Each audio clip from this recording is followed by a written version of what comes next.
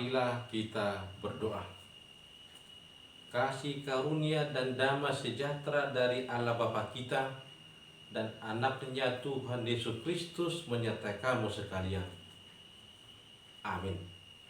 Saudara-saudara yang dikasihi Tuhan, firman Tuhan dalam ibadah keluarga kita pada malam hari ini terambil dari kitab Injil Lukas pasal 14 ayat 12 sampai dengan ayat yang ke-14.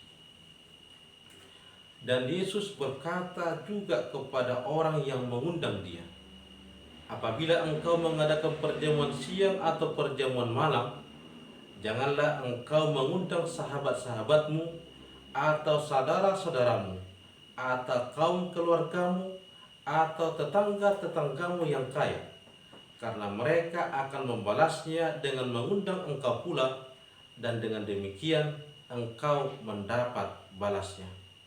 Tetapi apabila engkau mengadakan perjamuan, undanglah orang-orang miskin, orang-orang cacat, orang-orang lumpuh, dan orang-orang buta.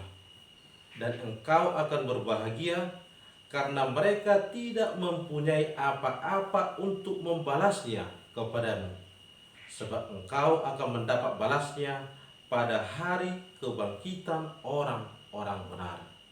Demikian firman Tuhan.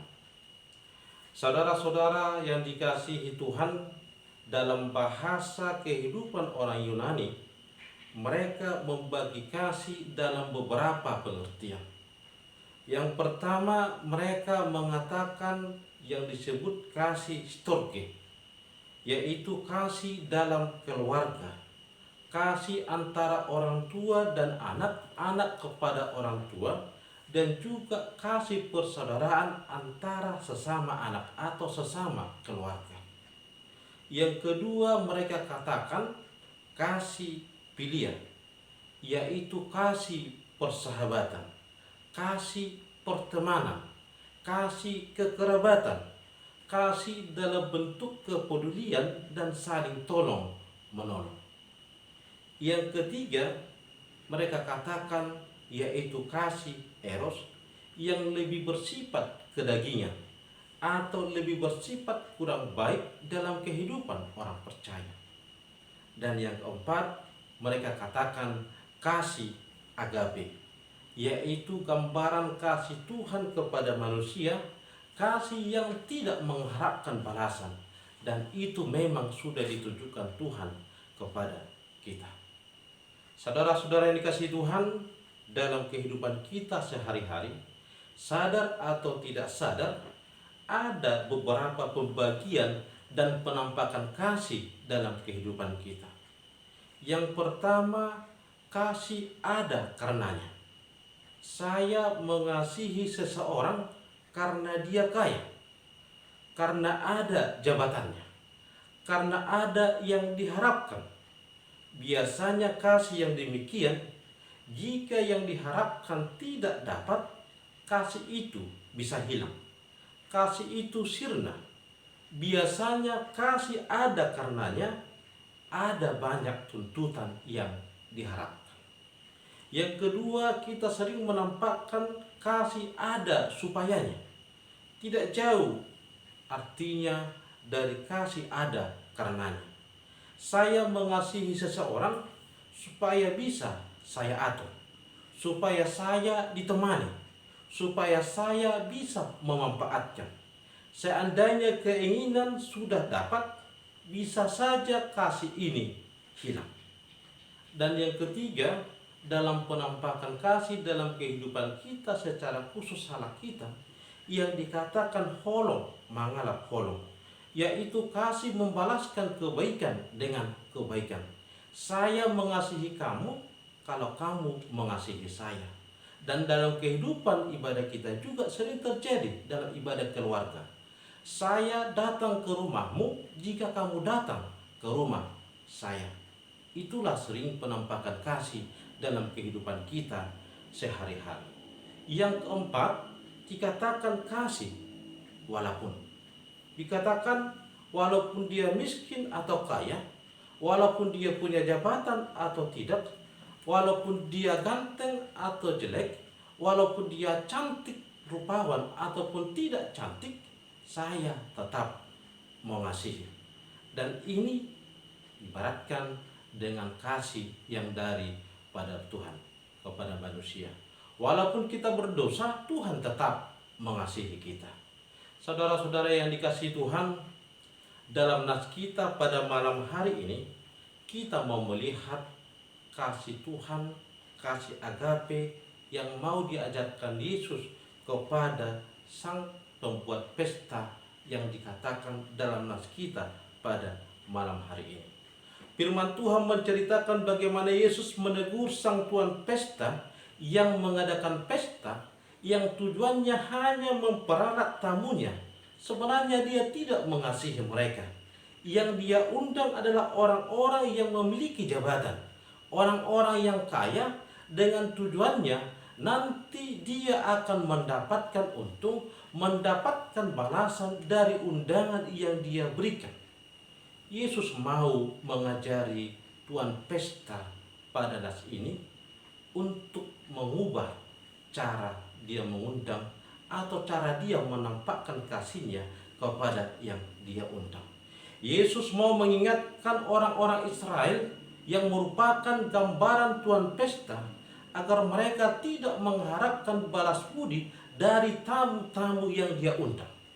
Yesus mau mengajari orang Israel motif untuk melakukan kasih, yaitu tanpa mengharapkan balasan dari orang-orang yang dia undang. Yesus mau mengajari sang tuan pesta yang merupakan gambaran orang Israel untuk merubah cara kehidupan mereka, yaitu untuk tidak hidup egois atau untuk tidak memanfaatkan orang lain dalam kehidupan mereka.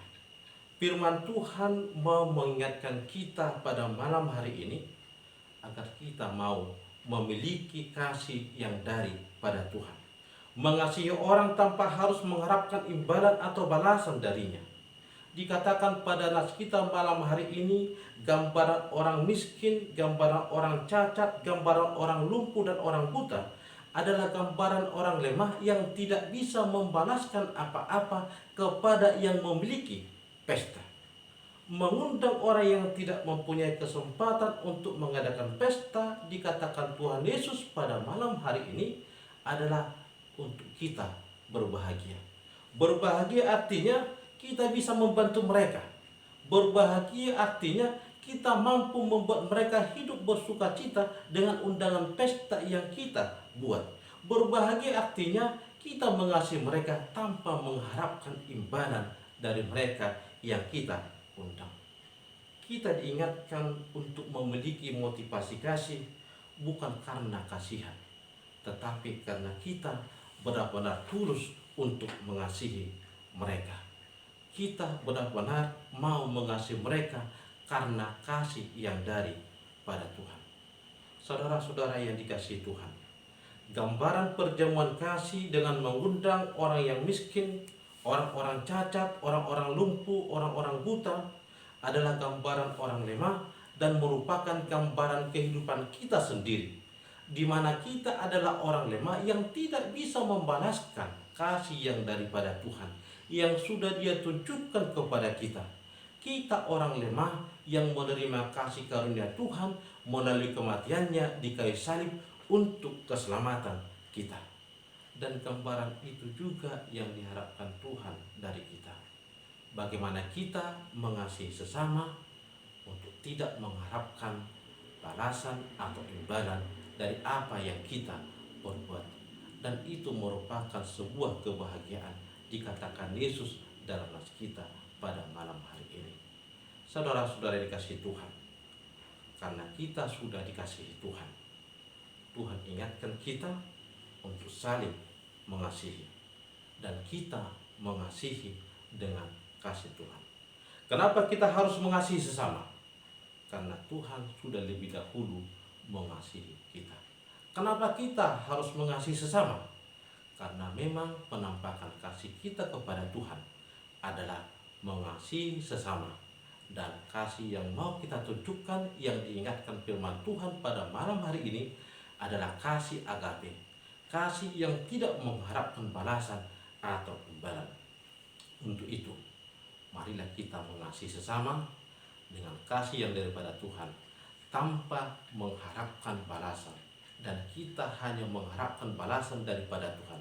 Dan balasan itu akan kita terima dalam kebangkitan kita bersama dengan orang-orang benar. Untuk itu, hiduplah dalam kasih dan terimalah balasannya daripada Tuhan. Dan kita percaya kita akan memperoleh keselamatan yang daripada Tuhan sebagai balasan kasih yang kita tunjukkan dalam kehidupan kita. Amin. Kita berdoa. Terima kasih Tuhan atas kebenaran firman Tuhan yang Tuhan boleh perdengarkan kepada kami, di mana Tuhan mengingatkan kami agar kami mengasihi Tuhan dan menunjukkan kasih kami kepada Tuhan dengan mengasihi sesama kami. Dan kami mengasihi sesama kami dengan tulus tanpa mengharapkan imbalan.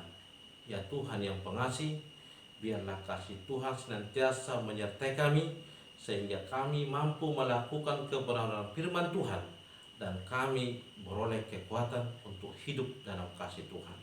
Terima kasih Allah Bapa. Dalam Kristus Yesus kami telah berdoa dan mengucap syukur. Amin.